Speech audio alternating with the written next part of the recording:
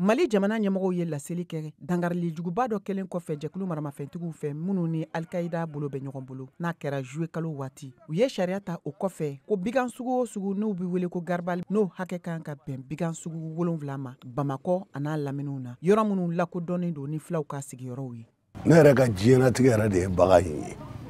N'i ye ne bɔ baganko kɔnɔna ka ne bolo bɔ baganko la ye ne ka diɲɛ y'a tiɲɛ ye ne faga balo togo yɛrɛ tɛ na parce que maa minnu gulonnen bɛ ne la n'u bɛ balo ne la o ka ca kojugu bon n'a fɔra ne kelen de bɛ taa ɲini ka na ne bɛ baara kɛ yɔrɔ min ko baganko tiɲɛna o bɛ lakale cogo ci.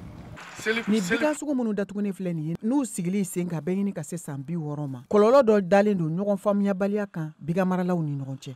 Lafiyabugu sugunin na feerekɛla musoman dɔ ko ne bɛ nafolonin sɛnɛ n bɛna n'o tigɛ ɲaga ye ka n'o feere yan u nana ne gɛn ka bɔ yen ne ka tigɛ ɲaga bɛɛ tiɲɛna k'a bɛɛ toli sa y'a bɛɛ gosi ne yɛrɛ t'a dɔn ne b'a kɛ cogo min na ne kɔnɔ gan ne jan bɛ aw rɔ. Ni bigan sugu ninnu datuguni ye sugu minnu ni u lakodɔnnen don ni baaramisɛnnin caman ye minnu bɛ k'a kɔnɔ kɔlɔlɔ bɛna sɔn ka bonya kosɛbɛ ka taa denbayatigi caman ma.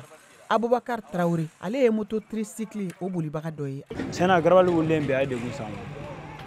A ye degun s'an ma kosɛbɛ yɛrɛ parce que anw ka taa ni bolo anw dayirimɛ bɛ bagantigiw ka bagan feereli la yan nɔ. N'u ye bagan san anw bɛ taa bila an b'an ka dɔɔnin sɔrɔ. Bi n'a fɔra ko anw yɛrɛ tɛ ka bagan yɛrɛ sɔrɔ kabi dugu jɛra ne yɛrɛ nana an bɛ yan nɔ wari an ma se ka baara foyi yɛrɛ ma kɛ. Y'a mɛn i bɛ taa bagan yɛrɛ bila bagan yɛrɛ ka i ɲɛ la. Kabiri Mali furancɛ fanga ɲɛmɔgɔ General Assimi Goïta sigira fanga kunna ka wulikajɔ fanba dɔ bɛnna jadijɛkulumaw kɛlɛli ma jamana ɲɛmɔgɔw ma kunnafoni jɔnjɔn fosi di nin garbali ninnu datuguni bɛna to senna ka se waati jumɛn ma jɛkulu maramafɛntigiw ka nin dangarili min kɛra Bamakɔ faaba yɛrɛ kɔnɔ o ɲɔgɔn man ca.